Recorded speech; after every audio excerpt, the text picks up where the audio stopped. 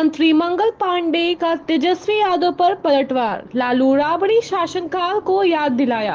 बिहार के स्वास्थ्य एवं कृषि मंत्री मंगल पांडे ने तेजस्वी यादव के आरोपों का कड़ा जवाब देते हुए कहा है कि उन्हें एनडीए सरकार पर आरोप लगाने से पहले अपने माता पिता के शासनकाल की भयावह स्थिति याद करनी चाहिए। पांडे ने कहा कि लालू राबड़ी के शासन में आपराधिक कानून को ठेंगे पर रखकर जनता को आंतरिक करते थे और पूरे राज्य में भय का माहौल था। नीतीश सरकार का दिवाली गिफ्ट, अटल पथ और गंगा पथ पर जल्द दौड़ेंगी बसें।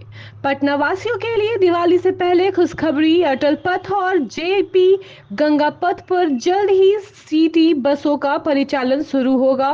परिवहन सचिव संजय कुमार अग्रवाल ने बताया कि अगले 15 दिनों में इस रूट पर सीएनजी और इलेक्ट्रिक बसें चलेंगी, जिससे आर ब्लॉक से कंगन घाट तक का सफर जाम मुक्त होगा। लोकसभा में फेल साबित, तेजस्वी यादव विधानसभा उपचुनाव में महागठबंधन की 3 सीट बचा पाएंगे। बिहार की 4 विधानसभा सीटों पर उपचुनाव की तारीख का ऐलान मंगलवार को हो सकता है। बिहार में महागठबंधन का नेतृत्व कर रहे राष्ट्रीय जनता दल के नेता एवं पूर्व डिप्टी सीएम तेजस्वी यादव की प्रतिष्ठा इस उपचुनाव में दांव पर लगी है। उनके सामने महागठबंधन की तीनों सीटें बचाने की चुनौती होगी। बता दें कि 4 महीने पहले हुए लोकसभा चुनाव में भी महागठबंधन को कुछ खास सफलता हाथ नहीं आई थी। प्रशांत किशोर की जनस्वराज पार्टी के जीतने का दम या वोट बिगाड़ने का। बिहार में 2025 के विधानसभा चुनाव से पहले 4 सीटों रामगढ़, तरारी, बेलागंज और इमामगंज पर उपचुनाव होना है।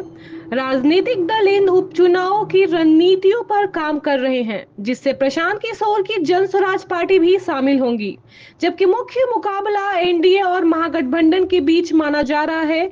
जनस्वराज की एंट्री ने चुनाव को रोचक बना दिया है।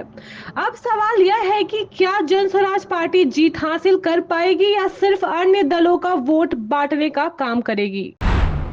गिरिराज सिंह की हिंदू स्वाभिमान यात्रा पर सियासी घमासान। केंद्रीय मंत्री गिरिराज सिंह की प्रस्तावित हिंदू स्वाभिमान यात्रा पर कांग्रेस और जेडीयू ने कड़ी प्रतिक्रिया दी है। कांग्रेस ने इसे नौटंकी और पाखंड बताते हुए सवाल उठाया है कि बिहार में हिंदू स्वाभिमान खतरे में है। वहीं जेडीयू ने सांकेतिक रूप से विरोध जताते हुए कहा है कि नीतीश कुमार के राज में मंदिर मस्जिदों दोनों गुलजार हैं और राज्य में शांति और विकास का माहौल है। वृज बिहारी हत्याकांड में उम्र कैद काटने इस दिन जेल जाएंगे मिंत्रा शुक्ला। बिहार के पूर्व मंत्री बृज बिहारी प्रसाद हत्याकांड में पूर्व विधायक विजय कुमार शुक्ला उर्फ मिंत्रा शुक्ला 16 अक्टूबर को पटना जिला कोर्ट में सरेंडर करेंगे। बृज बिहारी प्रसाद की हत्या 13 जून 1998 को हुई थी, जिसमें मिंत्रा शुक्ला समेत 6 आरोपियों को पहले उम्र कैद की सजा दी गई थी, लेकिन हाईकोर्ट ने सभी को बरी कर दिया था। इसके खिलाफ बृज बिहारी प्रसाद की पत्नी और सीबीआई ने सुप्रीम कोर्ट में अपील की, जिससे 4 अक्टूबर को उम्र कैद की सजा बरकरार रखी। बिहार में 300 घाटों पर बालू खनन शुरू, अवैध गतिविधियों पर कड़ी निगरानी। बिहार में बुधवार से 300 से अधिक घाटों पर बालू खनन की शुरुआत होगी। खान एवं भूतत्व विभाग ने इस बार खनन की प्रक्रिया में पारदर्शिता और अवैध खनन रोकने के लिए कई नए कदम उठाए हैं। ड्रोन के माध्यम से घाटों की चौहद्दी तय की जाएगी और कंट्रोल एंड कमांड सेंटर के जरिए खनन की निगरानी होगी। मुजफ्फरपुर में उत्तर बिहार का पहला खादी मॉल तैयार, सीएम नीतीश करेंगे शुभारंभ। मुजफ्फरपुर के पीएनटी चौक के पास जिला खादी ग्रामोद्योग की जमीन पर उत्तर बिहार का पहला खादी मॉल बनकर तैयार हो गया है। इसका उद्घाटन 18 या 19 अक्टूबर को मुख्यमंत्री नीतीश कुमार करेंगे। 7.52 करोड़ की लागत से बने इस मॉल में खादी में के रेडीमेड कपड़ों और ग्रामोद्योग उत्पादों का शोरूम होगा। महागामा के समरी गांव में डायरिया का प्रकोप, आधा दर्जन लोग संक्रमित। महागामा प्रखंड के समरी गांव में डायरिया से करीब आधा दर्जन लोग संक्रमित हो गए हैं। पिछले 2-3 दिन में इस बीमारी का प्रकोप तेजी से बढ़ा है, जिसके चलते प्रभावित मरीजों का निजी उपचार हनवार में किया जा रहा है। स्थानीय चिकित्सक ने साफ सफाई का ध्यान रखने और लक्षण दिखने पर अस्पताल में भर्ती कराने का सलाह दी है। पूर्णिया में स्मार्ट प्रीपेड मीटर की अनिवार्यता, डीएम ने दी जानकारी। पूर्णिया के जिलाधिकारी कुंदन कुमार ने स्मार्ट प्रीपेड मीटर के फायदे बताते हुए कहा है कि यह उपभोक्ताओं को कई सुविधाएं प्रदान करता है। पुराने मीटर वाले उपभोक्ताओं का कनेक्शन अब जारी नहीं रखा जाएगा। उन्होंने कहा कि स्मार्ट मीटर से गलत बिजली बिल की समस्या समाप्त होती है और बिजली की बचत करने में मदद मिलती है। सरकार ने इसे अनिवार्य कर दिया है। पटना से नई दिल्ली के बीच चलेंगी विशेष वंदे भारत ट्रेन, कई स्टेशनों पर रुकेगी। पटना और नई दिल्ली के बीच 30 अक्टूबर से 6 नवंबर तक विशेष वंदे भारत ट्रेन चलाई जाएंगी। यह ट्रेन कानपुर, प्रयागराज, डीडीयू, बक्सर और आरा स्टेशनों पर रुकेगी। नई दिल्ली से ट्रेन सुबह 8:25 बजे चलेंगी और उसी दिन 8 बजे पटना पहुंचेगी। पटना से ट्रेन सुबह 7:30 बजे रवाना होगी और शाम 7 बजे नई दिल्ली पहुंचेगी। पूजा स्पेशल के रूप में शुरू की गई इस सेवा से यात्रियों को काफी राहत मिलेगी। तेजस्वी यादव राजनीतिक जमींदार हैं, संवाद यात्रा पर जेडीयू का तंज। बिहार के नेता प्रतिपक्ष तेजस्वी यादव अपने कार्यकर्ता दर्शन सह संवाद कार्यक्रम के दूसरे चरण का आगाज करेंगे। जदयू ने इस यात्रा को लेकर उन पर निशाना साधा है। जदयू के प्रदेश प्रवक्ता नीरज कुमार ने तेजस्वी यादव को राजनीतिक जमींदार बताया है। नीरज कुमार ने कहा है कि विदेश प्रवास से लौटने के बाद तेजस्वी यादव कार्यकर्ता दर्शन करने जा रहे हैं। वह राजनीतिक जमींदार हैं। अपने पटना आवास पर कार्यकर्ताओं से मिलना संभव नहीं है, इसलिए वह बांका जा रहे हैं। झारखंड में जदयू ने 11 सीटों पर दावा, नीतीश कुमार को सौंपी लिस्ट। झारखंड विधानसभा चुनाव से पहले जदयू ने भाजपा पर दबाव बनाते हुए 11 सीटों पर चुनाव लड़ने का दावा ठोका है। प्रदेश अध्यक्ष खीरू महतो ने यह सूची नीतीश कुमार को सौंपी। भाजपा केवल 2 सीटें देने को तैयार है, लेकिन खीरू महतो ने इसे खारिज कर दिया। उन्होंने कहा है कि विकास और विस्थापन आयोग जैसे मुद्दे उनके लिए प्रमुख हैं। जेएमएम का बीजेपी पर तंज, कहा बॉस ने सब सेट कर दिया।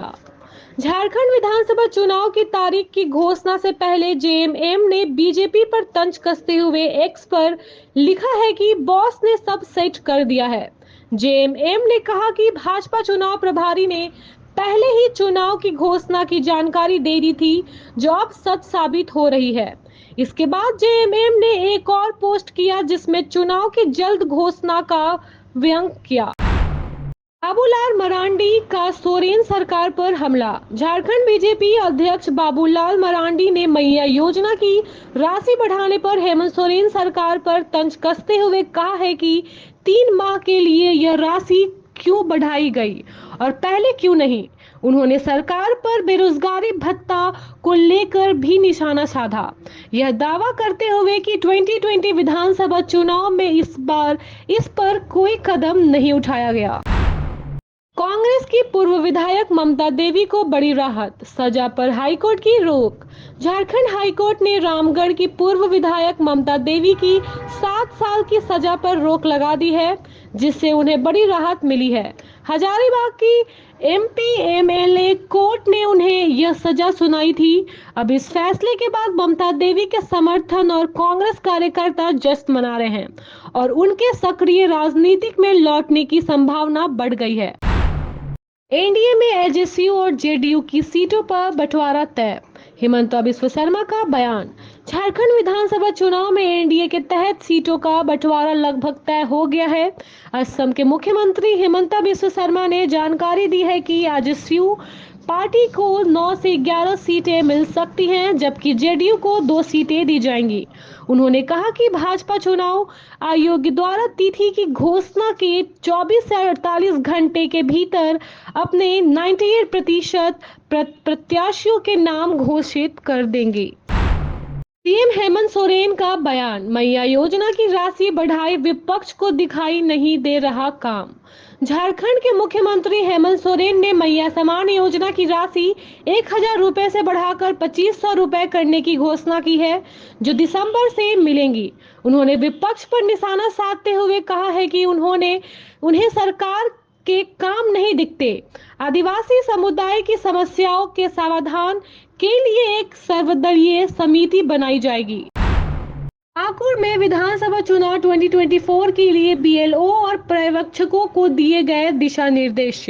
पाकुड़ में आगामी विधानसभा आम चुनाव 2024 की तैयारियों के तहत जिला निर्वाचन पदाधिकारियों सह उपायुक्त मनीष कुमार की अध्यक्षता में बीएलओ और पर्यवेक्षकों की कार्यशाला आयोजित की गई है। उन्होंने निर्देश दिया है कि मतदाता सूचना पर्ची मतदान की तिथि से 5 दिन पूर्व वितरित की जाए और मतदाताओं के हस्ताक्षर या अंगूठा का निशान लिया जाए।